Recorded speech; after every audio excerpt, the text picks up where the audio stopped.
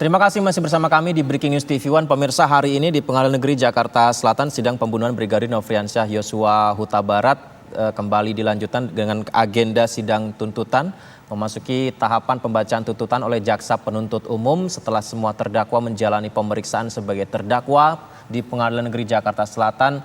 Maka sidang pembacaan tuntutan atas para terdakwa pembunuhan berencana dilangsungkan pemirsa hari ini.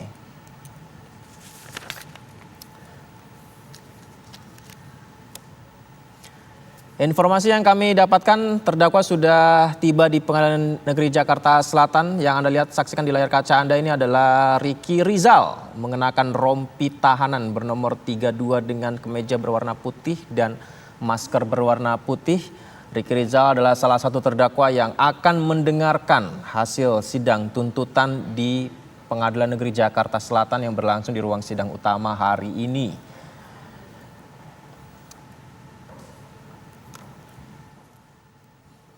Ya, selain Ricky Rizal juga ada Kuat Ma'ruf pemirsa yang akan mendengarkan hasil sidang tuntutan hari ini seperti apa. Dan kita sudah terhubung bersama dengan Bang Heri Firmansyah, ahli hukum pidana. Selamat pagi. Assalamualaikum Bang Heri.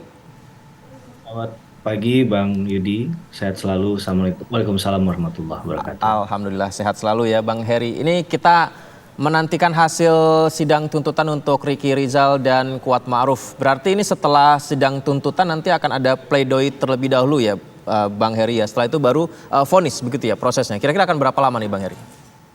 Ya, kalau berapa lamanya memang tidak bisa dihitung secara matematis ya Bang Yudi ya. Karena biasanya di praktik itu ada hal-hal yang tidak terduga. Seperti misalnya secara teknis belum siap untuk menyampaikan gitu ya. Bahkan putusan. Ini nanti jadi kita nggak bisa memprediksi secara tepat begitu. Tapi setelah proses ini seharusnya sesuai dengan apa yang terjadi dalam ranah praktik, pledoi ya. Kemudian setelah pledoi dari kuasa hukum ada replik dari jaksa penuntut umum, kemudian ada duplik jika dimungkinkan juga. Ini proses ini ada, tapi biasa untuk kasus-kasus besar yang menarik atensi publik biasanya memang tidak mungkin di skip bagian ini, baru sampai kepada tahap putusan. Jadi kalau kita perkirakan secara normatif, tidak ada kendala apapun ya hitungannya, setiap 1 minggu itu tahapannya berjalan.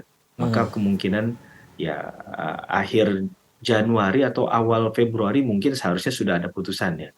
Tapi sekali lagi skema di pengadilan dalam praktik ini memang nggak bisa kemudian kita kalkulasi secara matematis.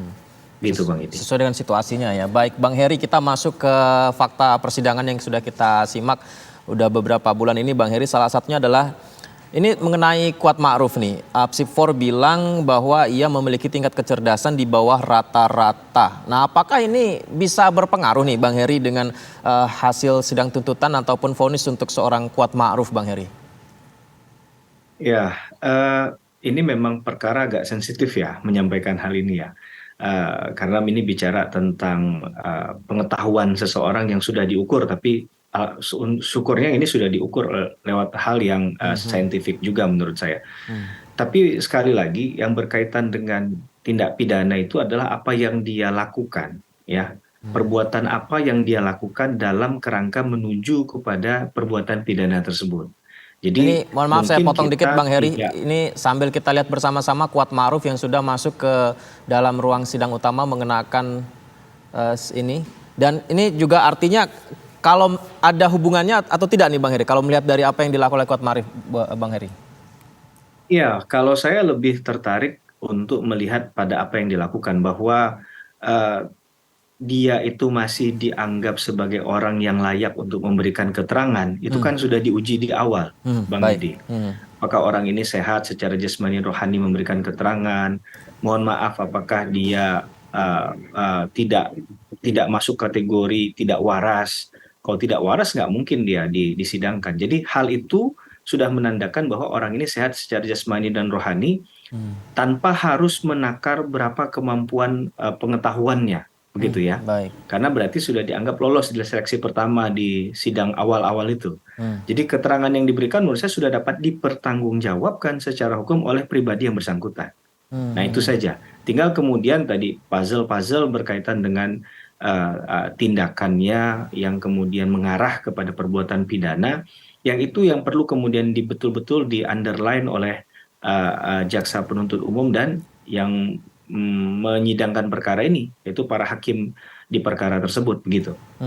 Bang, bicara soal puzzle, Bang. Kalau Kuat Ma'ruf kan kalau kita lihat dia dari keterangan di Magelang bersih tegang dengan almarhum Yosua, bahkan mengejar dengan pisau begitu, kemudian dilerai, kemudian menggunakan mobil dia yang menyetir sampai ke Duren 3. Apakah linear nih, Bang? Dan dia terlibat dalam perencanaan kalau sejauh ini dalam kacamata Anda, Bang Heri? Ya, memang kalau mau membuktikan 340 pembunuhan berencana, saya sepakat bahwa memang harus hati-hati dan tidak mudah ya, Bang Yudi ya. Apalagi kalau melibatkan pelakunya lebih dari satu orang. Beda kalau itu dieksekusi sendiri oleh siapapun. Itu akan, ya tanggung jawabnya langsung melekat dan penjelasannya juga tidak perlu bertele-tele dan tidak perlu Ya. kompleks gitu ya. Tapi dalam hal ini tentunya kita akan melihat juga apa ya, hal yang terjadi pasca dari tindakan tersebut, Bang Yudi. Jadi ini nggak bisa dipisahkan dengan kegiatan setelah itu juga. Terutama hal-hal yang mendekati peristiwa kematiannya almarhum Brigadir Joshua. Misalnya ada tidak komunikasi dengan pihak lain yang mendekati dengan tempat TKP. Kalau saya tidak salah, di keterangan sebelumnya, mudah-mudahan saya nggak mengulang penjelasan dari narasumber yang sebelum saya ini ya, sehingga kita bisa memperkaya khasanah ya. Jadi Baik. ketika ada keterangan dari salah satu ART di rumah Sambo kan juga disampaikan ada WA kalau nggak salah ke Kuat Ma'ruf ini kan, dikatakan rumah sudah siap kalau nggak salah. Nah ini kan kalau kita bicara hukum kebiasaannya mereka, apakah itu biasa dilakukan, gitu ya. Sehingga hal yang tadi itu bisa memperkuat atau bahkan bisa kemudian menunjukkan bahwa tidak ada kaitannya dengan tindak pidana. Sehingga ini memperkuat yang tadi disampaikan Bang Yudi. Kalau disampaikan di poin tadi, kita hanya melihat dari kacamata kuda saja, ya itu Ya, ya. kan jelas berarti ada sebelumnya ada friksi, ada kemudian gesekan antara Kuat Ma'ruf dengan almarhum Brigadir Joshua kan, dan berujung pada akhirnya meninggalnya almarhum Brigadir Joshua. Saya nggak mengatakan bahwa Kuat Ma'ruf yang mengeksekusi di poin ini ya, tapi ada kaitan pendulum perkara ini dari awal adalah cekcok tadi.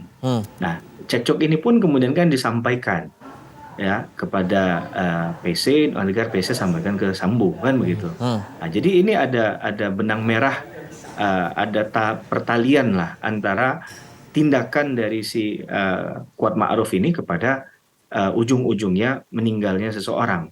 Memang kita nggak kemudian secara emosional mengatakan berarti dia pembunuhnya. Nggak begitu. Maka hukum akan mencoba untuk melogikakan hal ini.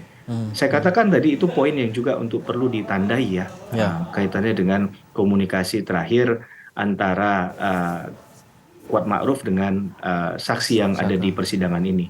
Jadi melihat kasus ini nggak bisa hanya melihat dari hubungan para terdakwanya saja, tapi komunikasi terdakwa dengan siapa. Dan apakah itu juga ada relasinya dengan kedekatan TKP dan juga waktunya. Kita bicara tentang tempus delicti-nya. Kalau itu terjadi sebulan sebelumnya komunikasi, ya nggak ada logikanya. Logika akal sehat kita juga nggak terganggu dengan persoalan itu. Tapi ketika ini mungkin di menit atau hitungan jam dari kemudian eksekusinya Brigadir Joshua, ini perlu untuk didalami.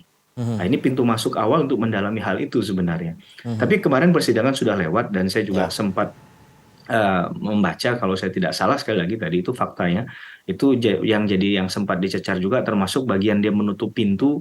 Nah itu yang menutup pintu itu ketika apakah eksekusi atau yang lain, itu juga sudah dijawab oleh yang bersangkutan begitu ya, bahwa itu biasa tugas dia menutup pintu. Tapi sekali lagi hal ini perlu untuk kemudian dipahamkan kepada kita semua bahwa untuk membuka kasus ya, orang mengatakan nggak rumit, tapi kalau nggak dikatakan nggak rumit banyak yang terlibat. CCTV hilang, barang bukti juga nggak ada. Ini jadi menurut saya kompleks juga, rumit ya. Jadi untuk membaca kasus-kasus macam ini nggak bisa semudah kemudian kita melihat, mohon maaf, ada pencurian ayam gitu ya, pencuri ayam ditangkap, itu kan gampang sekali membuktikannya. Bahkan orangnya udah ngaku begitu kan. Nah ini kalaupun sudah mengaku ada lagi rentetan peristiwa lain. Dan yang perlu dipahami juga Bang Yudi bahwa dalam kasus ini kan yang bersangkutan ini sudah bekerja lama kalau nggak salah ya dengan Pak Sambo kan. Dengan kata lain, biasanya orang yang sudah bekerja lama itu sudah punya katakanlah ikatan emosional, ikatan batin, bahkan tercetus oleh yang bersangkutan, dia nggak mau jadi pengkhianat. Hmm. Ini kan, ini bahaya ini, kata-kata ini harus ditelusuri lagi nih. Apakah dengan kemudian itu komitmen untuk terus menjaga hal tersebut, melanggengkan hal tersebut sampai ke persidangan akhirnya, atau itu hanya ucapan biasa saja, begitu ya. Nah, karena biasanya orang orang menyampaikan di persidangan itu kan nggak bisa dikontrol semua. Ada sesuatu yang spontan sifatnya disampaikan.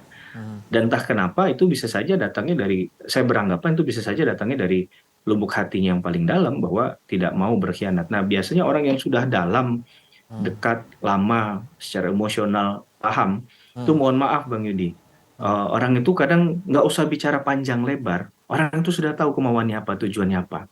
Ya, Nah, ya, ini ya. yang menjadi persoalan nih. Jadi nggak perlu dijelaskan keinginan si A itu apa kepada si B karena mereka sudah lama kenal. Cukup dengan dia naikkan mata kanannya aja, gitu. Orang itu udah paham tuh maksudnya apa itu. Hmm. Apakah dia harus keluar, dia harus ngapain, orang udah tahu. Nah, Baik. ini yang juga menurut saya menjadi bagian penting untuk menjelaskan hal itu. Tapi sekali lagi kita tidak pada konteks untuk mengatakan orang Ya, ini ya. yang salah atau Salah benar. atau Karena tidak. memang pada intinya perkara pidana bukan masalah menang kalah ya, Ya, eh, ya. Bang Yudi ya. Tapi lebih Baik. kepada siapa yang benar, siapa yang salah. Nah, ini konteksnya pidana memang. Baik.